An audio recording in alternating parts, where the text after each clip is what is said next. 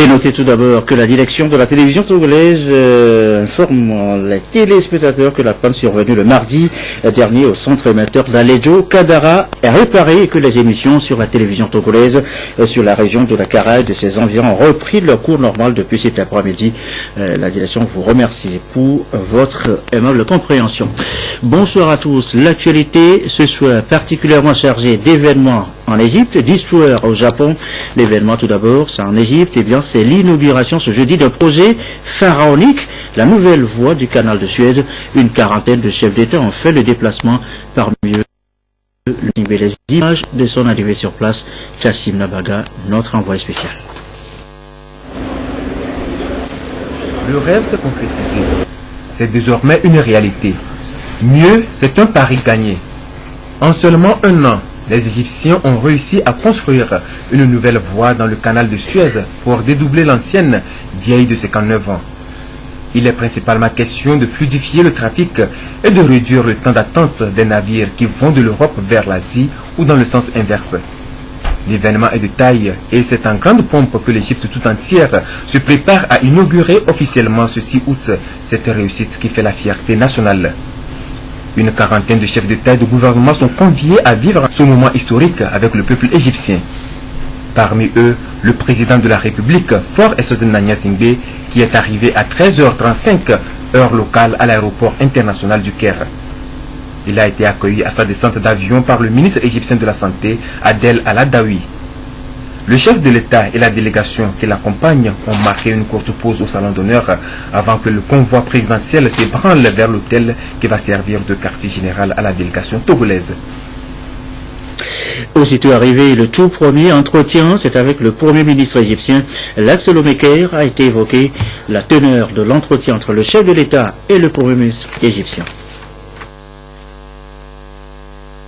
Quelques heures après son arrivée en terre égyptienne, dans le cadre de l'inauguration du nouveau canal de Suez, le président de la République Faure Essozina Gnassingbé a eu un entretien avec le Premier ministre égyptien Ibrahim Mahlab. Les échanges élargis aux membres de la délégation togolaise ont porté sur l'approfondissement des relations de coopération bilatérale entre l'Égypte et le Togo. C'était pour discuter le moyen, le futur de la coopération entre l'Égypte et le Togo. Il a exprimé qu'il faut faire une feuille de route pour la coopération entre l'Égypte et le Togo. Et aujourd'hui, on a signé un mémorandum d'entente dans le domaine de la santé et le médicament. C'est le début de la coopération entre l'Égypte et le Togo. On a discuté aussi de coopération dans le domaine de l'aviation civile et l'arrivée des Égyptiens dans le nouvel aérocare de l'OMI, mais aussi pour le port autonome de l'OMI, la coopération dans le domaine de transport maritime et la possibilité de signer aussi un autre mémorandum d'entente dans le domaine de la transport maritime. Et il y a aussi un mémorandum d'entente dans le domaine de la culture qui est prêt et on va signer ça dans le prochain avenir. Mais aussi dans le domaine de la piraterie et le terrorisme, on a discuté ça et l'importance de faire une coopération dans ce domaine, d'échanger l'information, échanger la formation, mais aussi dans le domaine de la piraterie, la conférence de novembre. L'Égypte a indiqué, a souligné le soutien pour cette conférence.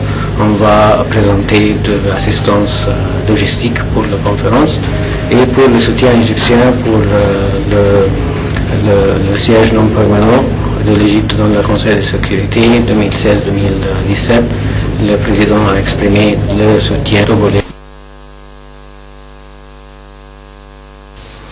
Et voilà donc les images de cet entretien entre le chef de l'État et le Premier ministre égyptien. Invité donc à l'inauguration de la nouvelle voie du canal de Suez, Faure Gnassingbé et le Togo en profitent pour nouer un accord de coopération en matière de santé. Un mémorandum a été signé entre les deux pays. Pour le Togo, cela s'appelle faire d'une pierre deux coups. Les précisions de Chassim Nabaga.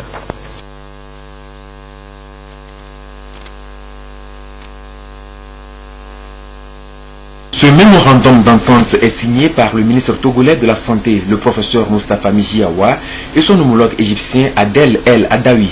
Il traduit la volonté des autorités égyptiennes d'accompagner le gouvernement togolais dans ses efforts pour assurer à la population des soins de santé de qualité dans des secteurs de pointe comme la cardiologie et la néphrologie. Ce mémorandum porte également sur les modalités pour permettre à l'Égypte de créer au Togo une usine pharmaceutique. L'Égypte a des expériences très fructueuses en matière de néphrologie, en matière de greffe de rein, en matière aussi des urgences et des prises en charge des brûlés. Donc l'accord signé a trait à un certain nombre d'éléments. D'abord, la mise sur pied d'un hôpital de référence en cardiologie infantile, comportant notamment la chirurgie cardiaque, et en néphrologie. Ensuite, il y a une coopération qui va se dérouler sur le plan de la formation des spécialistes togolais en néphrologie. Vous savez, l'Égypte a une longue expérience dans ce domaine. Une coopération également dans la formation des spécialistes de chirurgie cardiaque. Maintenant, pour les structures de soins, il y a la collaboration qui va concerner les services des urgences et les services des brûlés. Un autre part de cet accord qui a été signé, c'est attrait aux médicaments, en particulier la mise sur pied d'une industrie de fabrication de médicaments qui pourrait desservir non seulement le Togo mais toute la sous-région ouest africaine. La signature de cet accord est l'aboutissement des échanges fructueux que le président de la République, Faure Essouzou Nyazingbe, a eu avec le premier ministre égyptien Ibrahim Mahlab en juillet dernier à Malabo en Guinée équatoriale, en marge des travaux du sommet de l'Union africaine sur Ebola. Et on en vient maintenant à l'objet de la visite en Égypte, l'inauguration du nouveau canal de Suez. La présentation est l'enjeu de cette deuxième voie tracée en un temps record et qui fait la fierté nationale sur place. Regardez. Pharaonique, réalisé en un temps record, 1 an au lieu des 3 prévus. Un projet d'un montant de 7,5 milliards d'euros. Vieux de 145 ans, le canal de Suez était devenu trop étroit. Il a fallu l'élargir à certains endroits et creuser une nouvelle voie de 35 km. Jusqu'alors, cette portion du canal était à sens unique, obligeant les bateaux à circuler alternativement, une perte de temps précieux. La nouvelle route permettra aux bateaux de circuler dans les deux sens. Ces travaux colossaux font aujourd'hui la fierté des Égyptiens. C'est un peu comme dans un rêve. Personne ne croyait ici qu'on arriverait à mener à bien ce projet aussi vite. Objectif avoué, doubler le trafic des bateaux et par conséquent multiplier par 3 le profit d'ici 2023. Cette activité est la première ressource de l'Égypte. Une ombre cependant au tableau. La menace que fait peser Daesh, dont les combattants ne se trouvent qu'à 170 km du canal dans le Sinaï. D'importantes mesures de sécurité ont été prises. Il est 20h09. L'actualité au Togo, suite de la tournée de Guy Madjé Lorenzo dans les différents services de son ministère, culture, formation civique et dit Togo ont été les étapes du jour. Gérard Nougolo, Rachel Aokou. Les échanges du ministre Guy Madjé Lorenzo avec les responsables de la direction de la formation civique et de l'Agence nationale de production audiovisuelle ANPA ont porté essentiellement sur les questions d'insuffisance de matériel, de logistique, de personnel et plusieurs autres problèmes auxquels sont confrontées chaque jour ces directions. Des doléances ont été formulées et le ministre a promis de transmettre à qui de droit. Une visite a permis au ministre de toucher du doigt les conditions dans lesquelles travaille le personnel de ces différentes divisions.